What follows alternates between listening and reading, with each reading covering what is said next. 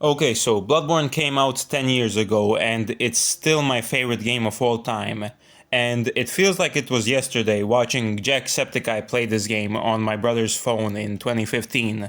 I didn't actually play the game myself until 2020, and the game instantly became one of my all-time favorites, but I mean it wasn't hard. I mean look at my 3x3 in 2020. But since then, almost 5 years later, after playing so much critically acclaimed games since 2020, Bloodborne was still my favorite game of all time. But why? Am I just blinded by nostalgia? So I replayed the entire game for the 18th time.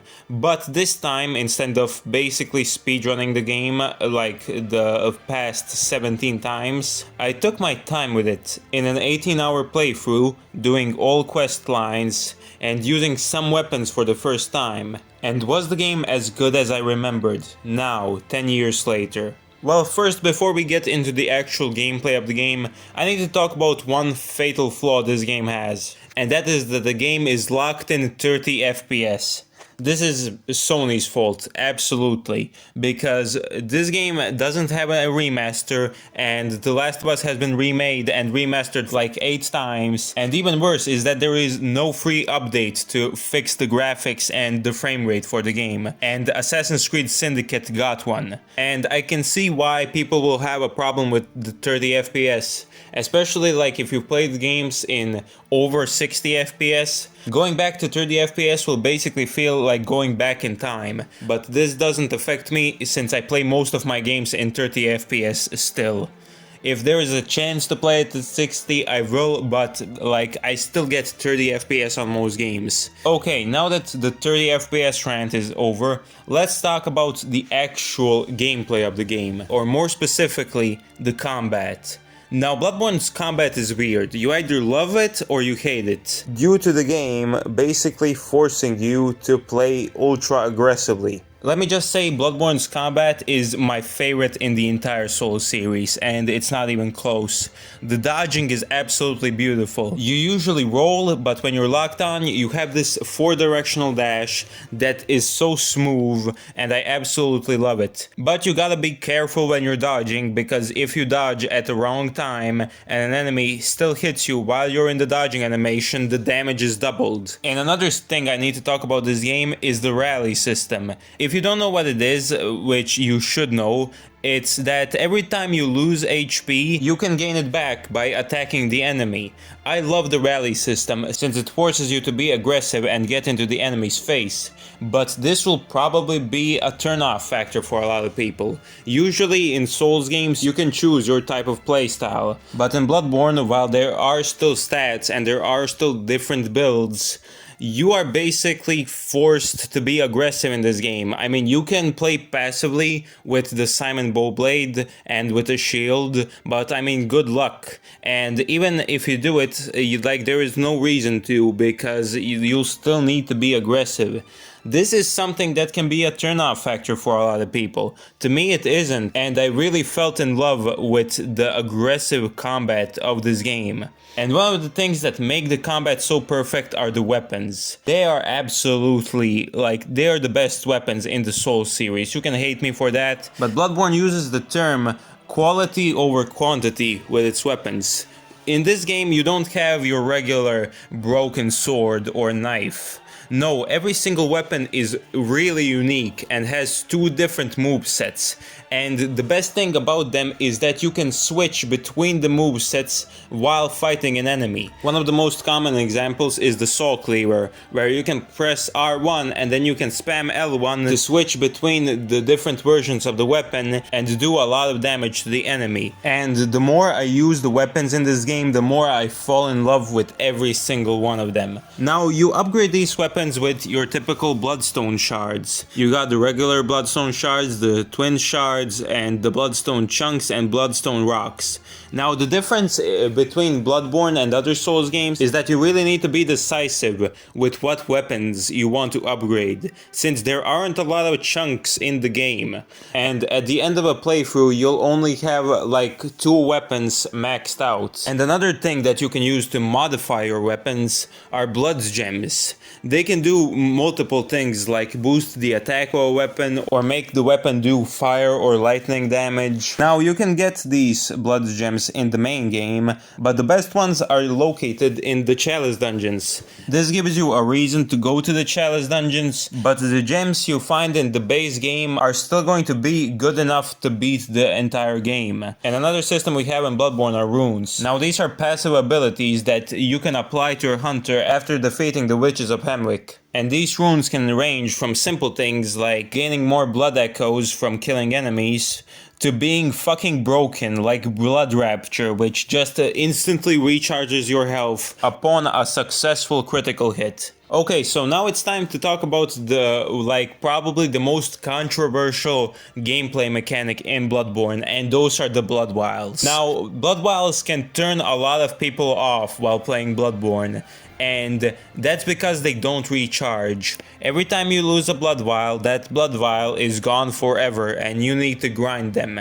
Except that I actually really like this system. Like almost every single regular enemy drops them in a stack of usually 2, and before every single area the devs give you a stack of 6 to 8 blood vials that they just give to you. They are usually located at the start of every area, and they make sure that you still have some blood vials after fighting through a boss. Now, another thing that you should know about the blood vials is that they are really cheap and you can buy them from the messenger store. The prices of blood vials will get progressively higher and higher the more you play through the game, but I really like them since they actually make me think what I want to do with my blood echoes. Usually you use all of them to get levels, but in Bloodborne you actually need to think how many blood echoes you will use for your levels and how many blood echoes you will use for your healing. And realistically they are only a problem at the start of the game, when you don't have that many. The only way they can be a problem at the end game is if you use your blood echoes exclusively to level up your character and you don't even think about buying blood vials from the store. Now another thing you will use are your bullets. They are basically your FP from Dark Souls and Elden Ring, except this time they are used for arcane spells and guns. They are important because they let you parry. And parrying in this game is actually incredible. You can parry most bosses like the Bloodstarred Beast, Father Gascoigne, Lady Maria, Orphan of Chaos. Some can't be parried, but the gun will still do great damage if you upgrade your Blood Tinge and you upgrade your firearm. And you can sacrifice some of your HP to gain 5 bullets. Now, if you don't want to parry and you think it makes the bosses too easy, you can always use a shield. Now, the shields are pretty useless in this game, but at least you'll look cool when you have one. Now, the last gameplay mechanic I need to talk about are the lamps. They are fucking stupid. Why can't you rest at lamps? I would love if they would have worked like in Sekiro, where you can choose to rest at them or if you just want to teleport somewhere. But in Bloodborne, the lamps directly take you to the Hunter's Dream. And if you want to reset the enemies at an area, you would need to use the Golden Hunter's Marks, and you can only buy them from the messengers after defeating the Bloodstarred Beast. If they ever do a Bloodborne remaster or remake, I really hope they fix the lamps and make it so you can rest at them. But that's enough lamp talk for now. Now we need to look at how these gameplay mechanics lead to the most controversial part of the game, and those are the bosses. Now, one thing you need to know about the Bloodborne bosses is that they are very easy to punish. Unlike Elden Ring, which basically feels like a turn-based RPG, the way you need to be dodging so many attacks and wait almost a whole damn minute to hit the boss once, in Bloodborne you will be hitting the bosses a lot more. And let me just throw in a hot take right now. Bloodborne's bosses are great. They're not flashy like Elden Ring bosses and Dark Souls 3 bosses, but they are not overly simple like Dark Souls 1 bosses. But I really enjoyed my time with the bosses in this game. Now, the bosses in this game, if you've played Bloodborne, you would probably know they can be either beasts or humans. And if you're a fan of humanoid fights, you probably won't like the bosses in Bloodborne, because there are only like 3 humanoid boss fights in the main game. But I like beast fights, and let me just go through every single boss in the game and tell you guys why I like it. Starting at Father Gascoigne, I think he's an amazing boss. He's the tutorial boss of the game. I absolutely love his arena, how you can use the gravestones to your advantage. I really like Father Gascoigne's second phase. I love that this boss teaches you how to be aggressive, and he's also great at teaching you how to parry.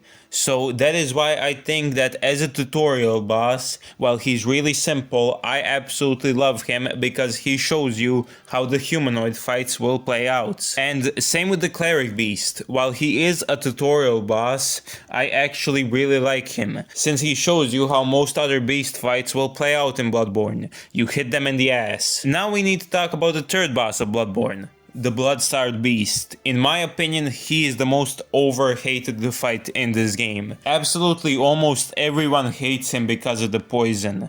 But like, he dies in 30 seconds if you know what you are doing. Throwing a blood cocktail at a wall and then absolutely destroying him with fire paper. But even if you don't use blood cocktails, the fight to me personally is really fun. You need to be really aggressive with him, and you can't be passive, because if you are, he is going to absolutely poison you with his final phase. And I love the speed of the fight. I love how you can parry his attacks, but his parry timing is very weird, and overall I really enjoyed my time with him. The next boss we have is Vicar Amelia. Now yeah, this is a boring boss in my opinion. In my opinion, probably the worst boss in the game when it comes to like being boring. Like, I beat it in like 30 seconds. But I give some credit to Vicar Amelia since she does unlock you the DLC. Now the next boss are the Witches of Hemwick. To quote Maxor, they were added for disability access, and they unlock runes for you. Now for one of my favorite gang fights in the game, Shadows of Yharnam are like one of the most fun bosses in Soulsborne. First of all, they look like Nazguls from Lord of the Rings, which is already a big plus for me.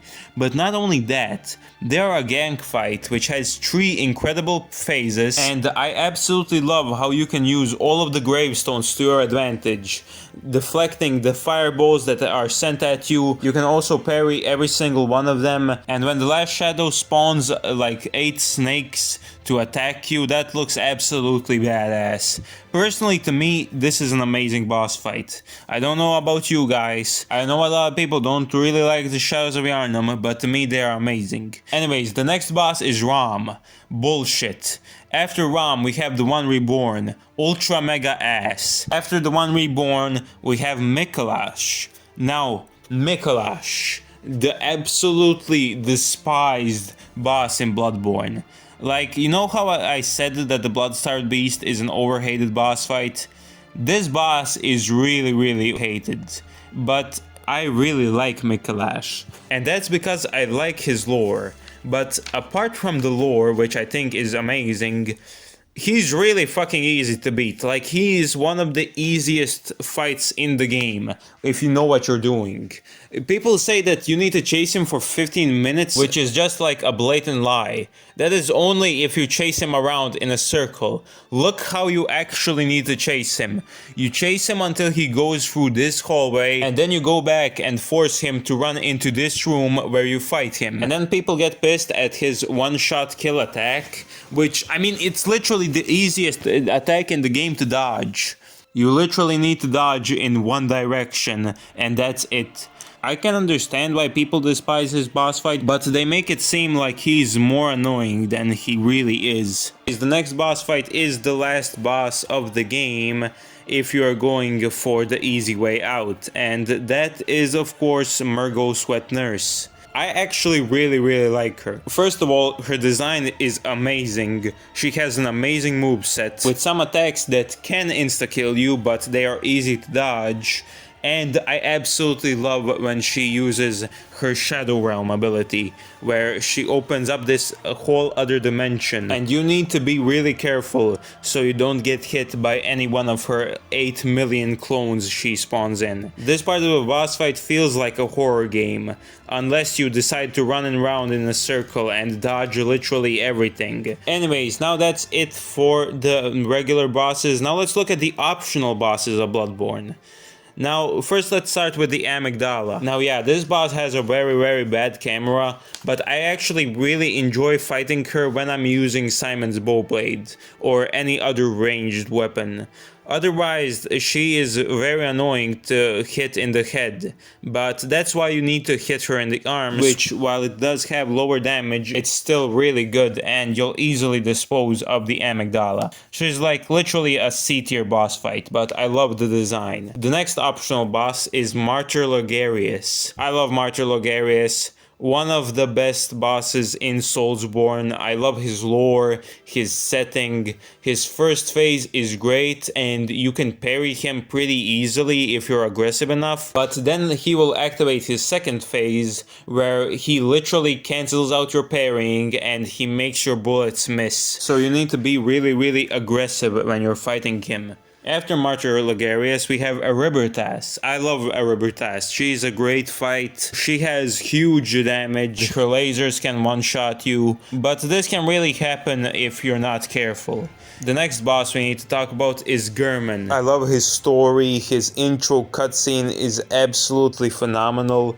I love all of his attacks. His first phase and his second phase are both amazing. He is pretty parryable, but the timing on some of his attacks is very questionable and it's kind of weird to parry. And also, if you miss a parry, he will punish you for a lot of damage. Don't forget, he's one of the few bosses who can parry you. And also, Gehrman's theme is an absolute masterpiece. Okay, so the last boss we need to talk about is the Moon Presence. And the best way to describe the Moon Presence is disappointing. In my opinion, the Moon Presence has some of the best lore in Soulsborne, and I absolutely love the connection between the Moon Presence and Gehrman, but his boss fight really falls short. I like the arena-sized AoE that sets your HP to 1, but other than that, his moveset is pretty disappointing. And this pisses me off because in the Chalice dungeons, you can find his cut second phase. I don't usually say this, but if you make his health bar doubled with that other phase, I think the boss fight would have been much better and probably one of my favorites. But he doesn't have a second phase and this is really disappointing to me. And he's an especially easy boss fight if you grind it even for a little bit, so that is why I found the Moon Presence very disappointing. But that's enough of the boss talk. In my opinion, Bloodborne still has a pretty strong lineup of bosses. It's not as good as Dark Souls 3, but in my opinion, it's much better than Elden Ring's base game, since I hate literally almost every single boss in that game. The DLCs go to though. Okay, so now that we are done with the boss talk, it's time to talk about this game's areas and exploration. Bloodborne, in my opinion, has some of the best areas in Soulsborne. It has Castle Cainhurst, the Upper Cathedral Ward, and while it does have a stinker like Bergenwerth, I think that every other area in the game is incredible. But I want to highlight two areas specifically. The first area I want to talk about is Central Yharnam, the tutorial area of the game. I think that this is the best tutorial From Software has ever given us. First of all, I absolutely love the atmosphere of Central Yharnam, a broken town where you can see the Yharnamites consumed by the disease, and it feels like they are also a part of an endless hunt. The area is also huge and filled with useful items, like vials, bullets. You can find the hunter's saw spear and the saw badge. You can also find the outfit you can see in the cover art. This area also has 3 shortcuts, which I actually really like, and I love the interconnectivity between the streets and the sewers in this area. The enemy placement in this area is great too.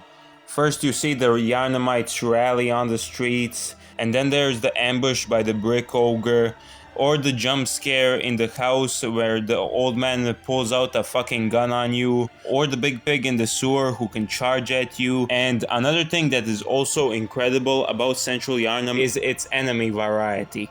Like, look at how many different types of enemies are in this area. You have the Yharnamites, you have the crows, you have the werewolves, the brick ogres, dogs, werewolves mid-transformation, and you also have two of the best tutorial bosses From Software has ever made in Father Gascoigne and the Cleric Beast. Both bosses that will teach you exactly how other bosses will play out.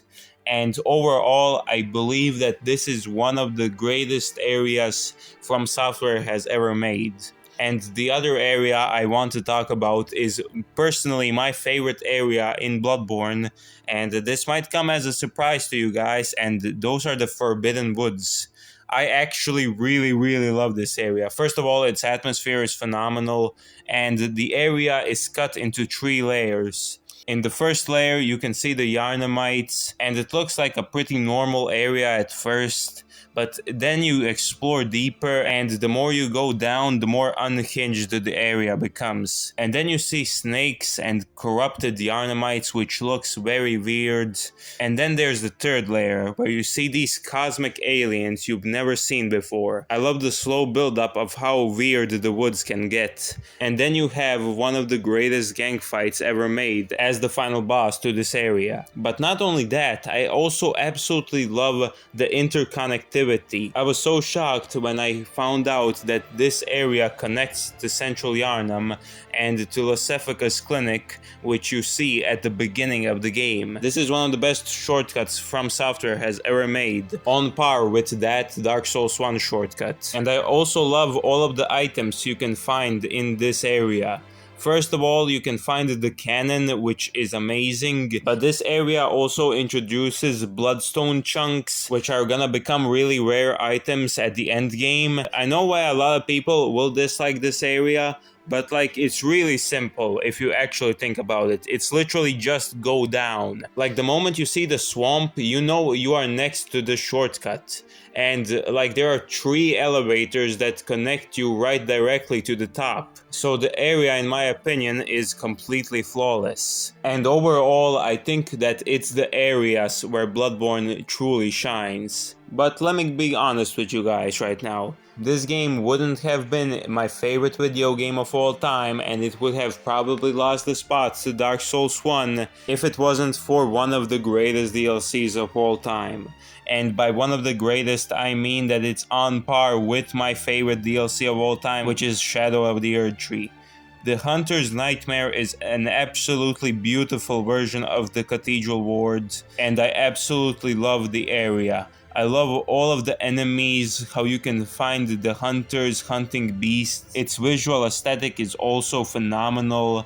I love how you can just find Lawrence sitting there, and at the end of the area is one of the best bosses From has ever made. The next area is the research hall, which is absolutely disgusting. The more you go through the research hall, the more monstrosities you will see, and the more disgusted you will be with the experiments. And then at the end of the area, you have a boss fight that truly captures the emotion and atmosphere of the research hall in the Living Failures. Another area I need to talk about is the fishing hamlet. This is the final area of the DLC, and it is absolutely depressing. You see an empty shell of a former village that has been completely destroyed by the research of the students of Bergenworth. But this area, in my opinion, is one of the greatest in From Software's catalog of great areas. Not only is its atmosphere great, but its enemy placement is phenomenal too. And then there are the 2 sharks you can find that will give you the Rakujo, which is probably the true hardest boss of the DLC. And at the end of the area, there is, in some people's opinion, the hardest boss in the Souls series. Another thing I need to compliment about the DLC is the amount of weapons you can find. The Boom Hammer, the Beast Hunter's Safe, Simon's Bowblade, the Rakujo, and the Moonlight Greatsword, alongside with some weird and creative weapons like the Amygdalan Arm. And speaking of bosses, let's go through all of them. The first boss of the DLC is Ludwig, who is one of my favorite boss fights of all time. His first phase is absolutely disgusting, and like the first time I fought him, I was kind of disgusted when hitting him. Ludwig is a very aggressive fight, and to beat him you need to be equally as aggressive and attack him as much as you can. But his second phase is absolutely beautiful, with Ludwig showing his last bit of humanity and then pulling out the Moonlight Greatsword, because of course it has to be in every single game made by From Software. And then there's the soundtrack. I mean, it's the best song in the Souls series in my opinion. The next boss fight are the Living Failures, which is just a depressing boss fight, and it fits the tone of the research hall so well. And even though it's one of the easier fights in the game, I still really loved it. And just fighting each and every one of the failures is really fun. I would have liked this boss fight more if the boss was a little bit more aggressive, but even right now I still think this is a great boss fight. And the next boss fight is Lady Maria. Like, of course, everybody loves this boss fight. I don't think there is a single person who thinks this boss fight is boring. First of all, the boss fight has a very creative moveset, and she's super fun to fight. She's a really fast boss, and she's one of the few humanoid fights in the game. You can parry her pretty easily, but even when you parry her, none of the magic is gone, and the boss fight is still incredible. And then the next fight is Lawrence, who, like, this boss is evil. Nobody likes Lawrence. Like, not even I, who defends Bloodborne, likes Lawrence. Why? Because this boss is literally just Cleric Beast, except he does 8 times more damage. And you guys know how I said you need to be aggressive as possible against every single boss in this game? Well, yeah, not against Lawrence, because he just decides to vomit lava everywhere, and you need to play ultra passively if you want to beat him. And I really struggled to find openings during his second phase. Thank God this is an optional fight, because he is one of the few bosses I beat once for the achievement and never again. Maybe I'm a bit too harsh to this boss fight, but honestly I think it deserves the hate, and I can't defend this one. Okay guys, it's me from the future here. Now, here's a quick update about Lawrence. I just loaded up an old save of Bloodborne I had on my PS4 where I didn't beat Lawrence. And oh my god, I can't believe I'm saying this, but I actually really like this fight now.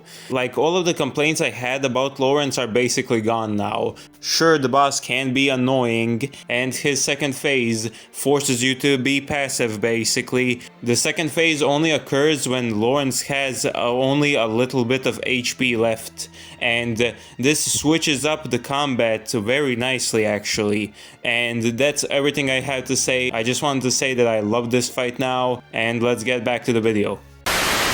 And finally, the final boss of the DLC is the Orphan of Kos. He's my third favorite boss fight from the entirety of Soulsborne. Not only is he ultra aggressive against you, his damage is extremely high, but unlike Lawrence, he's actually very hittable and you can be aggressive against him. His first phase is absolutely amazing, but you can utilize the backstab mechanic and Blood Rapture to get through his first phase relatively easily. But his second phase is when he becomes ultra aggressive and he does way more damage, and you really need to be careful when fighting him. He will do so much damage and he will just be an unstoppable beast. You will still find openings against this boss fight and ways to backstab him to finally dispose of one of the greatest boss fights in gaming.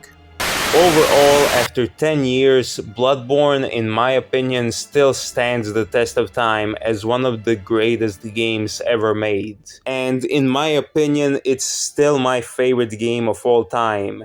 Even if I didn't like some of the bosses like Ram and The One Reborn, I still can't ignore that I absolutely loved this game's gameplay. And for every single bad boss in this game, there was a phenomenal boss waiting for it, like Martyr Logarius or German. Alongside with some of the best areas and lore in the entire Souls series, Bloodborne stands on its own as one of the greatest games of all time, and in my opinion, Sony's best IP.